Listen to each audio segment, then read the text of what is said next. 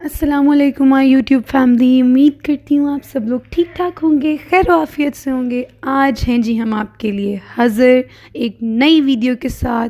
आज हम आपको बनाना सिखाएंगे चॉकलेट केक। तो चलिए जी इंग्रेडिएंट्स की तरफ चलते हैं। यहाँ लिया मैंने 130 ग्राम्स जो है वो मैदा, ऑल पर्पस फ्लावर। उसके बाद 1.5 चम्मच मैंने इसमें डाला है बेकिंग पाउडर का। उसके बाद 1/4 टीस्पून मैंने इसमें डाला है बेकिंग सोडा। 1 पिंच जो है वो मैंने नमक की डाली है और 50 ग्राम्स मैं इसमें डाल रही हूँ कोको पाउडर। बस इसको हम सिफ्ट करेंगे अच्छे से। और सिफ्ट करते हुए आपने ख्याल रखना है कि आपकी जो छन्नी है ना उसके अंदर कोई बड़ा सुराख ना हो।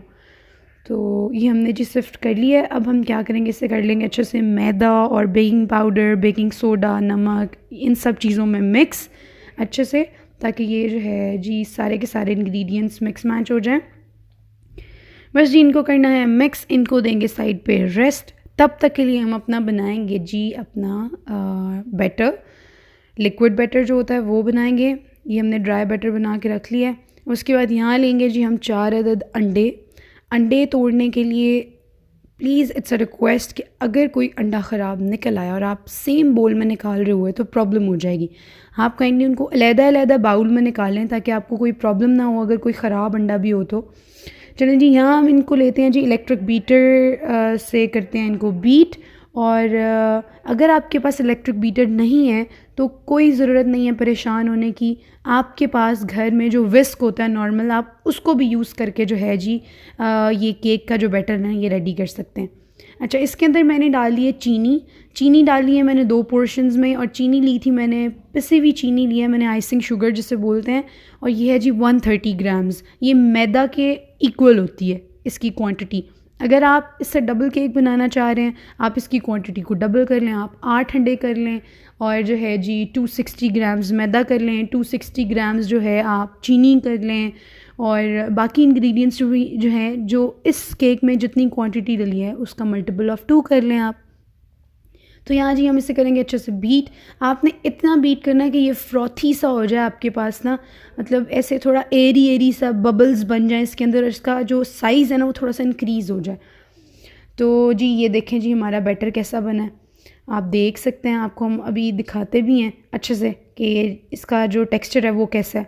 अच्छा, उसके बाद मैंने यहाँ पे डाला है जी इसके अंदर 1 कप से थोड़ा सा कम, मतलब 3/4 कप, जो तकरीबन होता है 80 ml।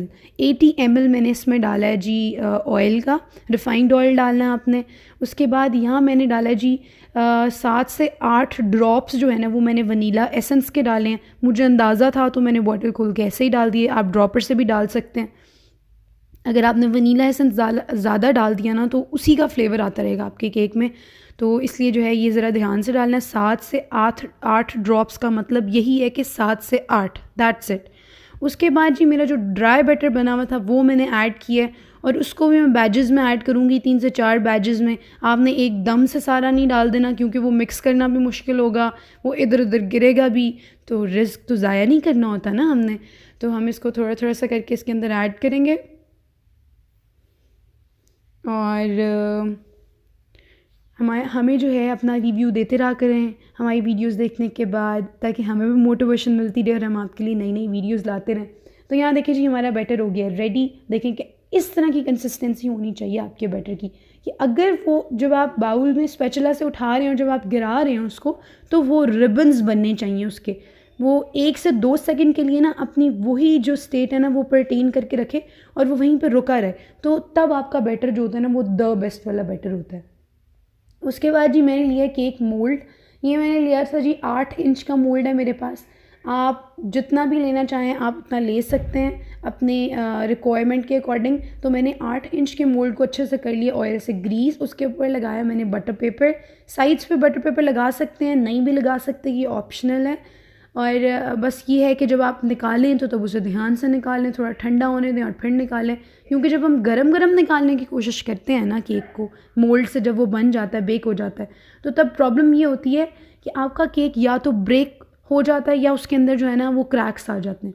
तो उन सब चीज़ों से बचने के लिए मैं आपको रिकमेंड करूँगी कि जब भी केक बेक हो जाए तो उसको थोड़ा रेस्ट दें, 10 मिनट का तकरीबन, ताकि वो ठंडा हो जाए। और उसके बाद उसका जो है ना क्लचर साइड से जो लगा हुआ है ये खोलें क्लिप, और फिर उसके बाद उसको निकालें।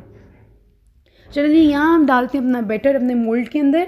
और एक और बात इम्पॉर्टेंट टिप, आप जो है केक मोल्ड की जगह पे आप सिल्वर स्टील के जो हमारे पास बर्तन होते हैं ना, जो बिल्कुल केक मोल्ड की तरह के होते हैं, जिनमें हम बर्फ़ जमाते हैं, आप वो भी यूज़ कर सकते हैं। वो भी द बेस्ट होते हैं, उनमें भी आपको सेम रिज़ल्ट्स मिलेंगे। चलें जी, करें इसके बाद हम करेंगे अपने मोल्ड को टैप टैप, ताकि जो एयर बबल्स हैं वो उसकी सरफेस पे आ जाएं, और उनको हम टूथपिक से जो है निकाल देंगे। फिर रखा है हमने प्रेशर कुकर, उसके अंदर रखा है मैंने जो है जी स्टैंड, बेकिंग स्टैंड रख दी है मैंने उसके अंदर। अगर आपके पास बेकिंग स्टैंड नहीं है तो कोई ऐसी प्रॉब्लम नहीं है, आप इसके अंदर जो है जी चूल्हे का छोटा वाला जो पोर्शन होता है ना, छोटा वाला जो बर्नर होता है, उसके ऊपर वाला स्टैंड उतार के भी रख सकते हैं। यहाँ कर दूँगी जी मैं कुकर को बंद, और कुकर को बंद करते हुए आपने ख्याल रखना है कि आप उसे अच्छे से बंद करें। नंबर 2, उसका रबड़ लगा होना चाहिए। नंबर 3, उसके ऊपर जो छोटा सा फ्रॉक होता है ना, वो भी आपने रख देना। तो यहाँ जी मैंने केक बेक करके निकाल लिया था। तकरीबन 40 मिनट मैंने इसको बेक किया लो फ्लेम पे। बहुत ज़्यादा मीडियम फ्लेम नहीं करना आपने, हाई फ्लेम नहीं करना, स्लो फ्लेम नहीं करना। ये जो चावलों के दम वाली आग होती है ना, उस पर हमने इसको पकाना है, और लिटरली ये 40 मिनट्स में बिल्कुल रेडी हो जाता है।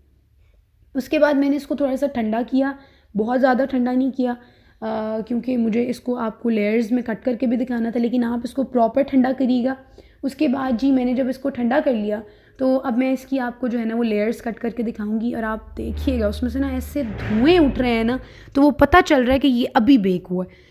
और आपको इसके ऊपर की लेयर से पता चल रहा होगा कि बड़ी ही वो जो है ना वो सॉफ्ट लेयर बनी है। और ये देखें जी, हमारा केक ज़रा भी नहीं जला। ज़रा भी नहीं जला का मतलब होता है 1% भी नहीं जला। ऑल्दो कि ये चॉकलेट केक है, लेकिन अगर जो चॉकलेट केक होता है ना, उसका भी पता चल जाता है आपको अगर वो जला हुआ हो तो उसकी शक्ल देख के। तो ये जी हमारा केक ज़बरदस्त सा रेडी हो गया। देखें जी, ब्राउनी की तरह की उसकी स्किन है, और जैसे जैसे मैं उसको काट रही हूँ, कितना मज़े का वो टेक्स्चर दे रहा है। तो यहाँ देखें जी, धुएँ में निकल रहे हैं थोड़े थोड़े से। आपके लिए हमने जो है ना इस केक को गरम गरम काटा है। बेशक हाथ को गरम लग जाए, लेकिन आप लोगों को मज़ा आना चाहिए। तो काइंडली हमें अपना जो प्यार है, अपना जो रिव्यू है, वो कमेंट्स में शेयर किया करें, ताकि जो है हम आपके लिए और अच्छी से अच्छी वीडियोस बना सकें और आपको एंटरटेन कर सकें मज़े मज़े की रेसिपीज़ के साथ। तो देखें जी, हमारा स्पंज कितना खूबसूरत बना है। अल्हम्दुलिल्लाह अल्हम्दुलिल्लाह माशाल्लाह। कहाँ से बेकिंग की जर्नी स्टार्ट हुई थी और कहाँ तक जा रही है, अल्हम्दुलिल्लाह इट्स गोइंग वेरी गुड।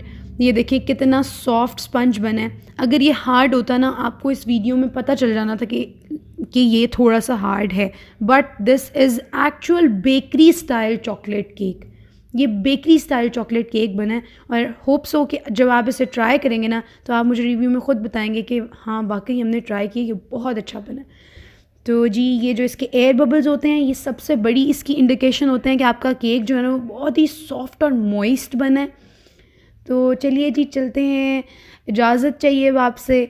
उम्मीद करती हूँ कि आपको हमारी वीडियोस पसंद आ रही होंगी। अगर हमारी वीडियोस पसंद आ रही हैं तो काइंडली लाइक, शेयर, कमेंट और सब्सक्राइब करना ना भूलें। जो व्यूवर्स हमारे चैनल पर नए हैं और उन्होंने सब्सक्राइब नहीं किया, kindly do subscribe to our channel. मिलते हैं आपको एक नई वीडियो के साथ। अल्लाह हाफ़िज़।